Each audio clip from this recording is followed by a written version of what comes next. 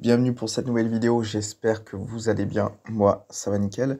Alors pour cette vidéo, on va voir le résultat des syndicats agricoles, ce qui est quelque chose qui était très attendu, entre la FNSEA, la coordination rurale, principalement ces deux syndicats agricoles, c'est les deux plus gros syndicats. Après on a aussi la Confédération paysanne, la JA, les jeunes agriculteurs. Ce qu'il est dit, notamment dans cet article, c'est que ce que dénonce par exemple la coordination rurale, c'est que la présidence des chambres d'agriculture, en fait, ne reflète pas le résultat des urnes. Et on va voir ça dans cet article, justement. En fait, il y a eu une association entre la FNSEA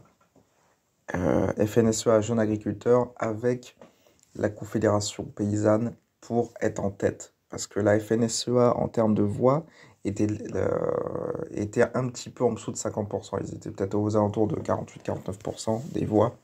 D'habitude, ils ont bien plus que ça. Ils ont la majorité. Là, cette année, non. Et oui, il y a du changement. Effectivement, les agriculteurs et tous ceux qui tournent autour du milieu agricole en ont marre.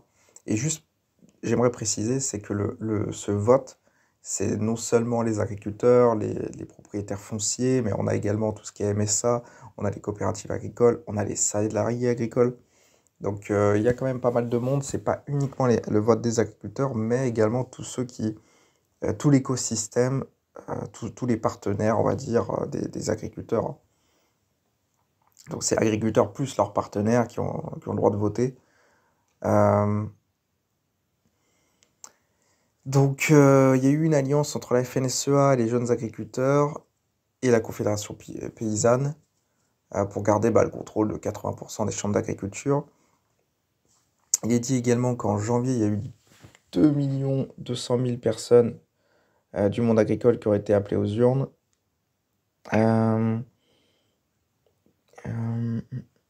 Là où je voulais en venir, c'est surtout, en fait, il y a eu la coordination rurale, en fait, s'est retrouvée seule, assez isolée entre la FNSEA d'un côté et la Confédération paysanne. Les deux sont associés ensemble. Et évidemment, voilà, ils n'avaient pas la majorité, la coordination rurale dans ces conditions. Ça nous fait penser à la politique, les dernières élections. Comment dire, la gauche, la droite se rassemblent avec Macron. Et voilà. Et du coup, ça exclut les deux partis d'extrême, extrême gauche et extrême droite, ont été exclus et ont été mis de côté. Là, c'est exactement la même chose. Donc c'est vrai que que ce soit les élections classiques que nous connaissons ou celles dans le monde agricole, eh bien, voilà, les cartes sont un peu biaisées.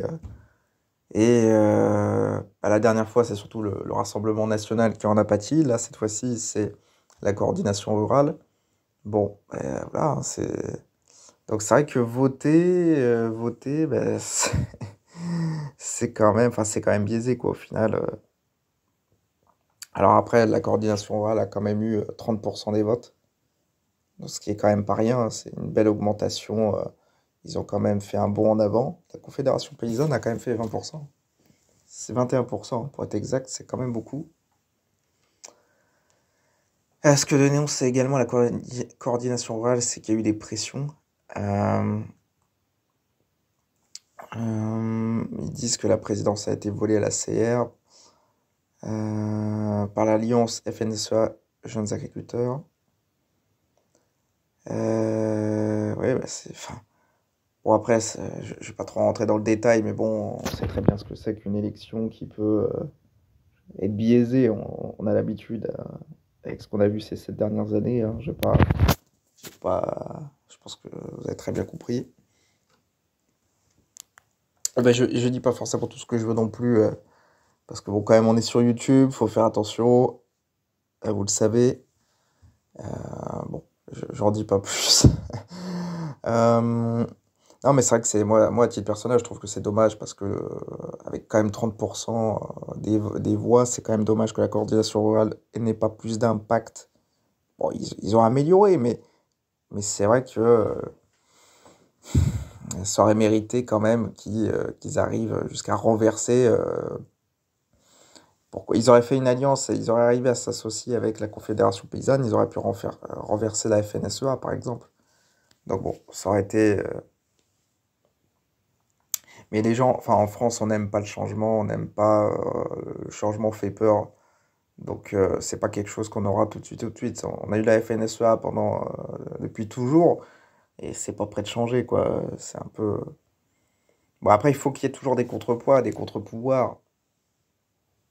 Il faut qu'il y ait des contre-pouvoirs, donc c'est important. Je pense que le travail que fait la coordination rurale est quand même d'utilité, on va dire, publique et d'utilité nationale. Qu'est-ce qui était d'autre? Ouais, la résilience des alliances traditionnelles, voilà. Bah, après, FNSEA, Jeunes Agriculteurs, Confédération Paysanne, voilà, tout simplement. Et bon, c'est vrai que malheureusement, ils vont être isolés, je pense, à chaque fois, la coordination rurale. Mm. Ce que dit la FNSEA pour se défendre, c'est que oui, il faut une majorité de voix, et effectivement, ils n'ont pas la majorité de voix. Là, il fallait, par exemple, pour remporter la présidence, il fallait une majorité de 19 voix, ils n'en ont que 12. Mais bon, voilà, c'est un jeu d'alliance, et bon, on sait ce que ça peut donner à l'échelle du pays, hein, on l'a vu avec Macron, hein. Donc vous comprenez que le problème que nous avons à l'échelle tout en haut du pays, bah, vous l'avez également en agriculture, hein, c'est vraiment les marécages, hein, c'est la politique. Donc on a, voilà, c'est un petit peu un copier-coller, quoi. Un copier-coller aussi bien en agriculture et à l'échelle du pays, bon, c'est un peu pareil, quoi.